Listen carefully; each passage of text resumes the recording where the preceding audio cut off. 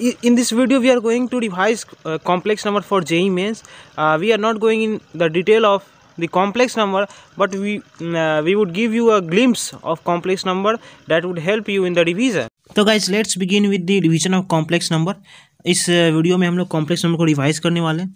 तो देखिए, मैं आपको इस वीडियो में एक चीज़ जो है नहीं करूँगा। जो इम्पोर्टेंट मुझे लगेगा मेरे नोट्स में, मैं उससे आपको रिवाइज करूँगा, क्योंकि अगर मैं एक पॉइंट बोलूँ तो भी काफ़ी लंबी वीडियो बन जाएगी। लेकिन आप जो है जो छोटे छोटे पॉइंट्स है उसको आप एक बार रिवाइज भी करके जो है आसानी से समझ सकते हैं। सबसे पहला पॉइंट मैं आप लोग को समझा देता हूँ कि ये जो फर्स्ट पॉइंट लिखा हुआ है वो किस बेसिस पर लिखा गया है।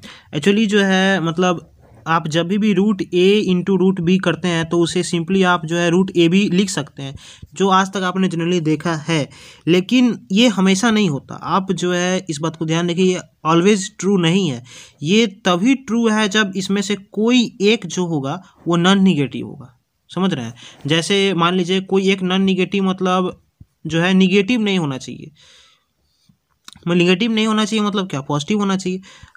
मतलब कम से कम एक पॉजिटिव नंबर तो होगा। जैसे root two into root minus three, तो ये क्या होता है? ये आपको आता है रूट अंडर माइनस सिक्स। लेकिन अगर आप root minus two into root minus three को आप मल्टीप्लाई करेंगे इस तरह, जैसे रूट ए बी करते हैं, तो ये टू विल बी सिक्स। लेकिन ये गलत आंसर है, क्योंकि अगर आप जो एक्चुअल प्रोसेस है उससे जाएंगे तो आपको एक डिफरेंट आंसर आएगा। जैसे आप जानते हैं कि माइनस वन को रूट अंडर माइनस वन, इसको क्या लिख सकते हैं हम? रूट माइनस टू को root under minus one into two लिख सकते हैं रूट के अंदर। और माइनस वन को क्या लिख सकते हैं? माइनस वन को हम जो है वो आई लिख सकते हैं, तो ये would be root two i. Similarly ये जो हो जाएगा वो रूट थ्री आई हो जाएगा। जब आप मल्टीप्लाई करेंगे इस दोनों को, root two into root three को, तो it would be root six. और I square would be I into I square would be minus one. तो यहाँ पर आपको जो आ जाएगा वो माइनस रूट सिक्स आ जाएगा। यहाँ पर आपको देखिए रूट सिक्स आया था और यहाँ पर माइनस रूट सिक्स आ गया। तो ये तो हमने ओरिजिनल प्रोसेस से किया है, तो ये तो बिल्कुल करेक्ट है। इसलिए root a into root b always root under a b नहीं होता। ये तभी होता है जब कम से कम इसमें से एक भी जो है पॉजिटिव होना चाहिए। अगर एक दोनों निगेटिव हो गए तो इसके लिए जो है वो न्यू फार्मूला है, जो कहा जाता है कि अगर दोनों निगेटिव हो गए, if a and b are both negative, then root under a into root under b equals to minus root under mod a into mod b. तो आई होप ये आपको समझ आया होगा। अब जो नेक्स्ट में आता है वो आता है कि आई जो आयोटा है, आई जो है कॉम्प्लेक्स नंबर का, उसको हम आयोटा कहते हैं, जिसकी वैल्यू जो होती है वो रूट अंडर माइनस वन होती है। तो जो हमको याद रखना है वो याद रखना है कि जो आई की पावर फोर होती है वो वन होती है। सारा काम इसी से हो जाता है। अब आई का कोई भी लंबा से लंबा पावर निकालना है, जैसे एक्स वाई जेड, तो हम करेंगे क्या कि फोर से एक्स वाई जेड को डिवाइड कर देंगे, और एक्स वाई जेड को डिवाइड करने के बाद जो रिमाइंडर अल्फा बीटा आया तो that would be the effective power. समझ रहे हैं? इसको आप आई की पावर अल्फा बीटा लिखेंगे। मतलब फोर से डिवाइड करना है, जो रिमाइंडर आएगा डैट वही जो है एक्स वाई जेड की जगह जो है वो चेंज करके आप लिखेंगे, मतलब आई की पावर ऑफ अल्फा बीटा लिखेंगे। डेट वुड बी, क्योंकि ये रिवीजन वीडियो है तो मैं पूरा एक्सप्लेन नहीं कर रहा, आपको बस एक रिवाइज करा रहा हूँ। आप एडिशन सब्ट्रैक्शन को आसानी से समझ सकते हैं, क्योंकि जो है कॉम्प्लेक्स नंबर के एडिशन में और सब्ट्रैक्शन में हम कॉम्प्लेक्स नंबर के रियल पार्ट को रियल पार्ट के साथ ऐड करते हैं, और जो इमेजिनरी पार्ट है उसको इमेजिनरी पार्ट के साथ ऐड करते हैं। सेम सब्ट्रैक्शन में भी होता है। और मल्टीप्लिकेशन की बात करें, जैसा आप अलजेब्राइक में करते थे वैसा करते हैं। और अगर डिवीज़न की बात करें तो हम डिवीज़न में करते क्या है कि जो हमारा जो डिनोमिनेटर जो वो कॉम्प्लेक्स है उसको हम रियल बनाने की कोशिश करते हैं। मतलब इसके आर्गुमेंट से हम क्या करते हैं? मल्टीप्लाई डिनोमिनेटर में और न्यूमरेटर में कर देते हैं। जैसे सी प्लस आर्गुमेंट नहीं, sorry, conjugate, c plus i d है तो इसका कॉन्जुगेट जो होगा वो यहाँ पर आप समझिए सी माइनस आई डी है, और ऊपर नीचे सी माइनस आई डी से मल्टीप्लाई करते हैं तो जो नीचे का डिनोमिनेटर है वो हमारा जो होता है वो रियल हो जाता है। ऐसा हम करते हैं। जैसे रेशनल इरेशनल केस में याद होगा, जैसे टू बाई रूट थ्री होता है, टू बाई रूट थ्री, तो उसमें हम क्या करते हैं? नीचे वाले जो इरेशनल हमारे हैं मतलब डिनोमिनेटर को हम रेशनल बनाने की कोशिश करते हैं। तो सेम सिमिलर यही प्रोसेस इसमें भी है। कॉम्प्लेक्स नंबर में भी जो नीचे का डिनोमिनेटर है उसको हम रियल बनाने की कोशिश करते हैं। तो अब चलिए हम कॉम्प्लेक्स नंबर के आर्गूमेंट पर बात करते हैं।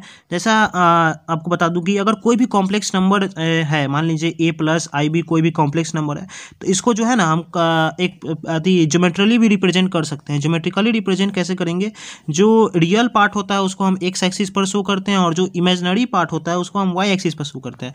मतलब ये जो होगा वो समझिए एक्स, जैसे आप कार्टेशियन प्लेन में क्या करते हैं, एक्स वाई लिखते हैं। एक्स जो है वो एक्स एक्सिस पर जो है प्लॉट, जैसे मान लीजिए कोई पॉइंट है 3,4, जैसे मान लीजिए 4, तो इस ये जो है कौन सा कॉम्प्लेक्स नंबर रिप्रेजेंट करेगा? इट वुड रिप्रेजेंट 3 + 4i, क्योंकि जो इसका जो रियल पार्ट होता है कॉम्प्लेक्स नंबर का, वो जो होता है वो एक्स एक्सिस पर को रिप्रेजेंट करता है और जो इमेजिनरी पार्ट है वो वाई एक्सिस को रिप्रेजेंट करता है। और जो इसका जैसे ए एक्स वाई कार्टेशियन प्लेन में होता है, उसका जो है दूसरा प्लेन होता है, जो कॉम्प्लेक्स नंबर है उसका प्लेन दूसरा है।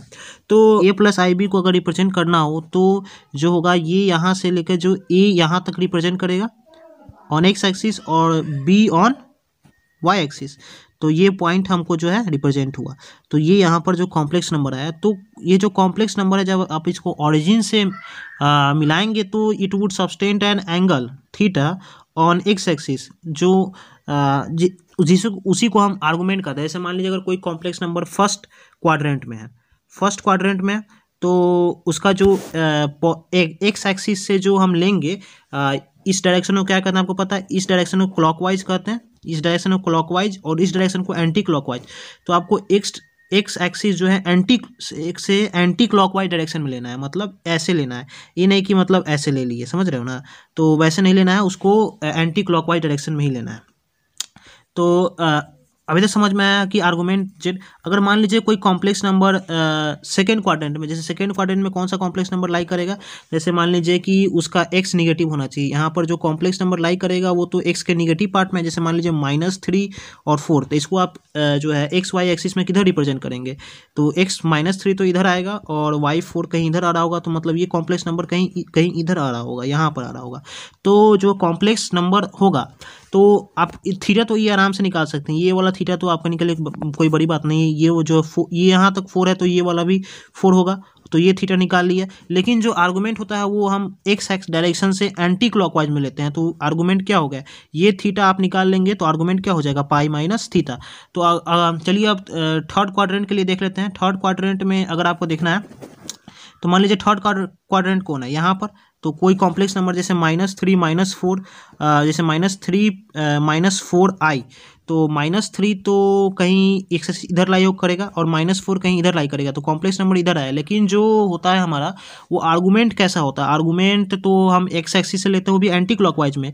तो ये तो टोटल पाई हो गया, ये तो आपको पता है पाई होता है, और ये थीटा आप निकाल लीजिएगा आराम से। थीटा कैसे निकालिएगा, थीटा ये -4 है तो ये दूरी भी 4 हो जाएगी, तो tan थीटा आपको निकल जाएगा, tan थीटा निकल गया तो वहाँ से थीटा निकल गया।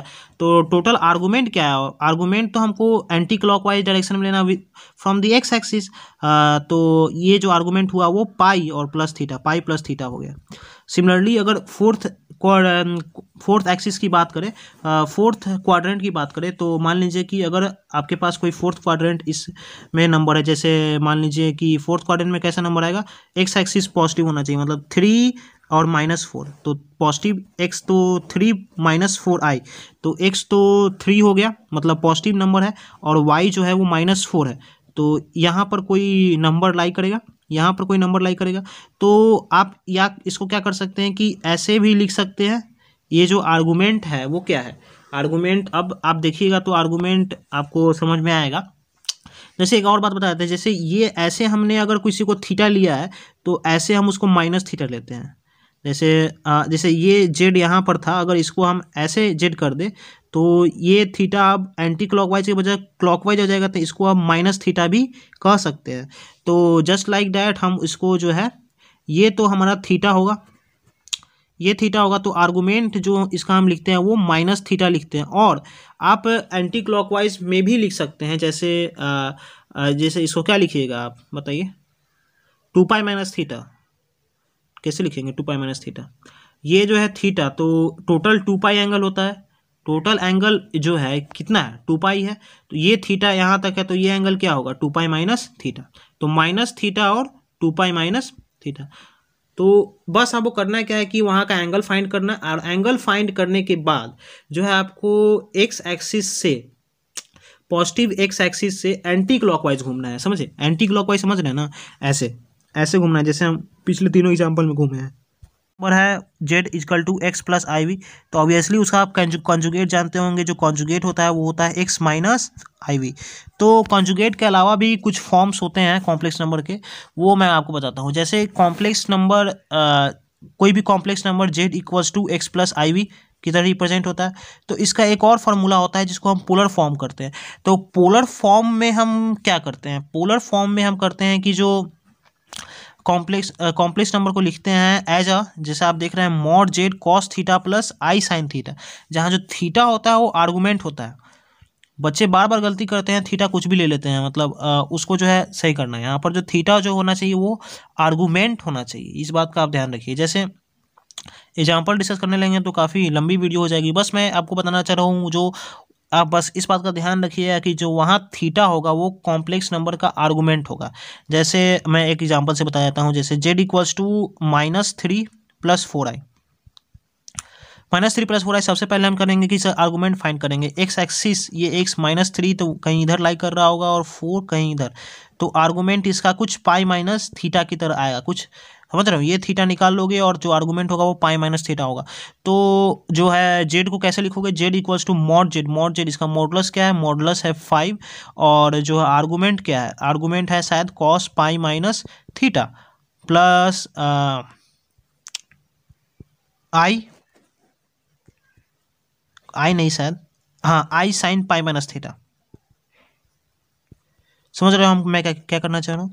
तो ये तो हो गया polar form of complex number. तो सिमिलरली जो polar form of complex number में जो cos theta plus I sine theta है, जो यहाँ थीटा है उसको हम ई आई थीटा भी लिख सकते हैं। मतलब यहाँ जो थीटा है वो आर्गूमेंट ऑफ कॉम्प्लेक्स नंबर है, और जो है ये मॉड जेड हो गया। तो ये था, वो था पोलर फॉर्म, और ये था यूलर्स फॉर्म। यूलर्स फॉर्म काफ़ी बार एग्जाम में पूछा जाता है, तो इस फॉर्म को भी ध्यान में रखना है। अब जो देखिए जो है अभी तक जो आर्गूमेंट ऑफ कॉम्प्लेक्स नंबर पढ़ा उससे कुछ प्रॉपर्टीज़ हैं। जैसे आर्गूमेंट ऑफ, अगर कोई दो कॉम्प्लेक्स को मल्टीप्लाई कर दिए, जैसे आर्गूमेंट ऑफ Z1 Z2, तो जो आर्गूमेंट होता है वो ऐड अप हो जाता है, समझ रहे हैं? अगर Z1 का आर्गूमेंट θ1 है और Z2 का आर्गूमेंट θ2 है, तो जो argument of Z1 and Z2 होगा वो जो हो जाएगा वो ऐड अप हो जाएगा। तो Z1 Z2 का जो है आर्गूमेंट मल्टीप्लाई करने पर जो है ऐड अप हो जाता है।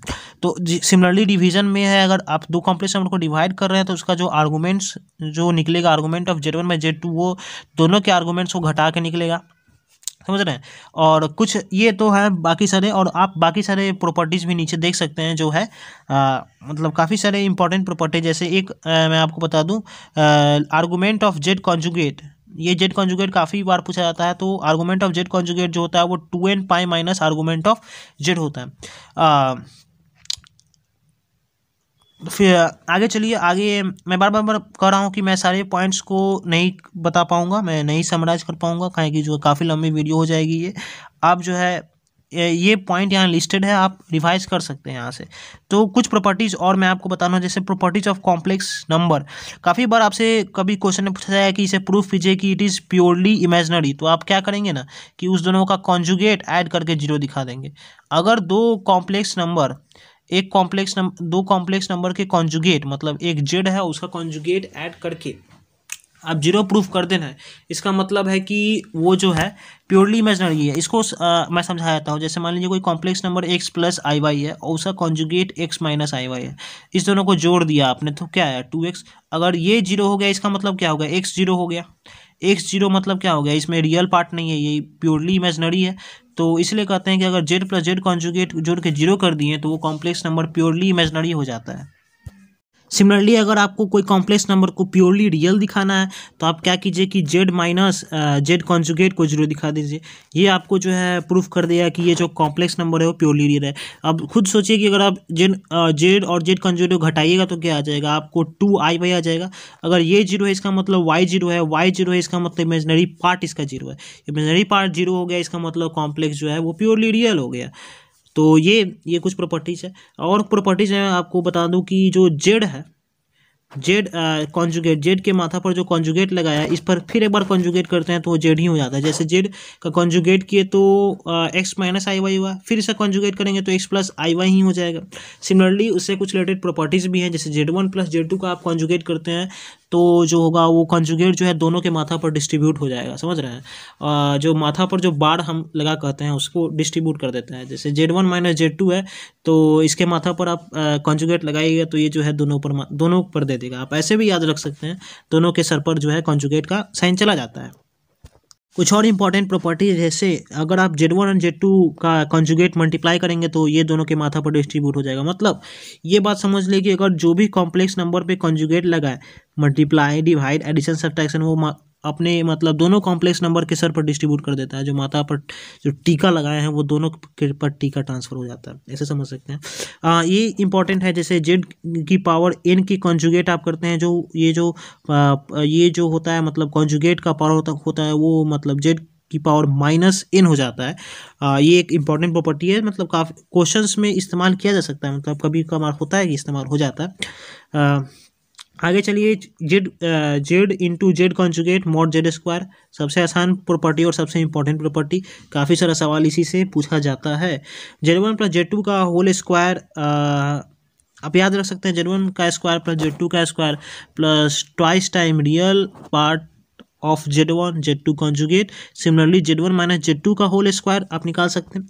ये इनक्वालिटी आपको भी याद रखनी चाहिए, जो इनक्वालिटी है वो आपको याद रखनी चाहिए कि Z one plus minus Z two का mod would be greater than equals to mod of Z one plus mod of Z two. ये मतलब काफ़ी जगह आप पढ़े भी होंगे, मतलब इनक्वालिटी में आप कभी पढ़े ही होंगे कि x plus y is always greater than equals to mod of x plus mod of y, या फिर mod of x minus y is always greater than equals to mod of x plus mod of y. Similarly division में भी होता है, जैसे अगर इधर मतलब सॉरी सब्सट्रैक्शन में भी होता है। ये इनक्वालिटीज़ भी आप याद रख सकते हैं, काफ़ी जगह इंपॉर्टेंट हो जाता है। अब जो है काफ़ी ये रूट अंडर ए प्लस आई बी का स्क्वायर रूट निकालना है, तो आप जो है इसको आप रटिए नहीं, मतलब ऐसे ये फार्मूला तो मैंने ऐसे ही बस लिखा है, लेकिन आप इसको रटिए नहीं, आप इसको काफ़ी आसानी से भी समझ सकते हैं। जैसे रूट अंडर ए प्लस आई बी, वो फार्मूला तो फास्ट कैलकुलेशन के लिए है, लेकिन आप बेसिक्स तरीके से भी जा सकते हैं। जैसे रूट नंबर मान लीजिए ए प्लस आई बी का आपको स्क्वायर रूट निकालना है, तो आपको करना क्या है कि मान लीजिए स्क्वायर रूट निकालना है तो अच्छा किसी ना किसी का तो स्क्वायर रूट होगा ही। मतलब एक्स प्लस आई वाई का मान लेते हैं ये स्क्वायर रूट है, तो ऐसे मतलब इसको ट्रीट करते हैं। तो इसको आप क्या लिख सकते हैं, जब इसको आप सॉल्व करेंगे तो मतलब इसको लिख सकते हैं, जब स्क्वायर करेंगे तो ये हो जाएगा x square minus Y square plus 2y(xy)। बस अब कुछ नहीं करना, आप कंपेयरिंग कर देना, X square minus Y square equals to A करिएगा आप, और आई को हटा दिए तो b जो हो जाएगा वो 2xy के बराबर हो गया। बस इस दोनों इक्वेशन को सॉल्व करके आपको निकाल लेना है। आप फॉर्मूला याद भी रख सकते हैं या फिर आप सॉल्व भी कर सकते हैं, आप अपने ईज के अनुसार से इसको कर लीजिए। बाकी और सारे कुछ लिखे गए हैं, अगर आपको देखना है तो आप देखिए, लेकिन जो इंपॉर्टेंट वन है उसे मैंने समराइज कर दिया है। तो गाइस अगर आपको वीडियो अच्छी लगी हो तो लाइक कर देना, सब्सक्राइब कर देना, और हमें कमेंट बॉक्स पे ज़रूर बताना कि आगे भी ऐसे वीडियोज़ चाहिए कि नहीं आपको। तो guys thanks and have a nice day.